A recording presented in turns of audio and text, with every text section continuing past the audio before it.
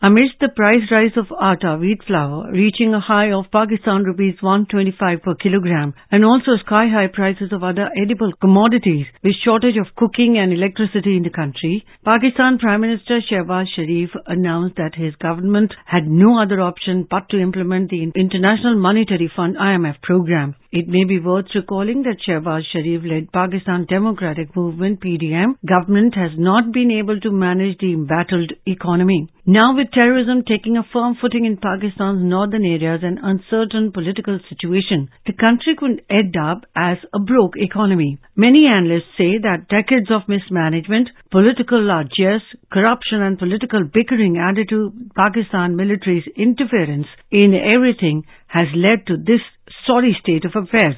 Pakistan has faced a year of political turmoil, worsening economic crises and return of terrorism. The perpetual state of confrontation among various political forces and the virtual collapse of state institutions have pushed the country close to anarchy. With the prospect of sovereign default staring Islamabad in the face, the outlook for the economy seems extremely grim. Pakistan faces daunting internal and external challenges ahead. Can Pakistan come out of these predicaments in the coming year?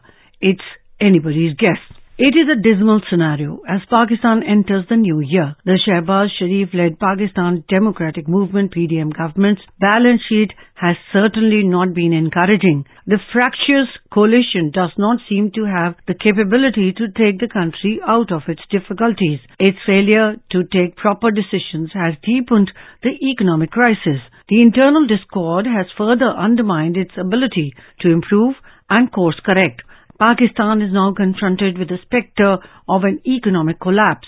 Islamabad is already in a default situation, with negotiations with the IMF on the bailout package on hold. Its foreign exchange reserves have fallen to less than $6 billion, thereby raising questions about the country's ability to meet its external debt servicing obligations. The foreign exchange reserve is sufficient only for a month's imports, according to the analysts.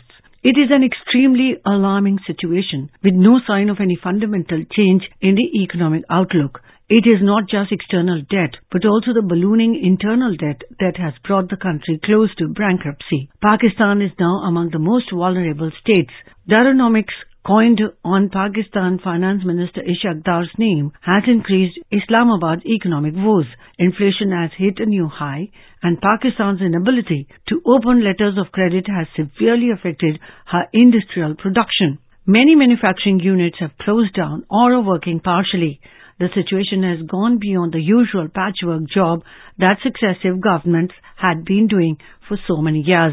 External factors like rise in petroleum and commodity prices have also contributed to the worsening of Pakistan's troubles. However, it is mainly policy flaws that are now haunting the country. There is little hope of Pakistan emerging out of arguably its worst economic crisis in recent times under the current financial team. At stake is Pakistan's internal stability and national security. Being a nuclear-armed state, stabilization of the Pakistan's economy is going to be the biggest challenge for the country in the coming year. Added to the grim economic situation, Pakistan is in the throes of a political crisis too.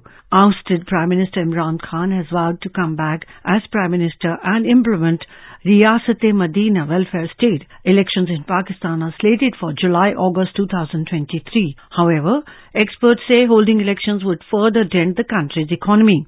Global ratings agency S&P has already downgraded Pakistan's rating. An independent study shows that more than 77.6% of Pakistan population lives under $1 a day. The poverty rate in Pakistan has in fact gone up since 2017 when Imran Khan was in power. Imran couldn't fulfill his promise of building a Naya, that is new Pakistan, that he had promised the Pakistani people. Unless Pakistan's political leaders take corrective measures in all spheres, including a firm line on terrorism, Pakistan would continue to be in a quagmire.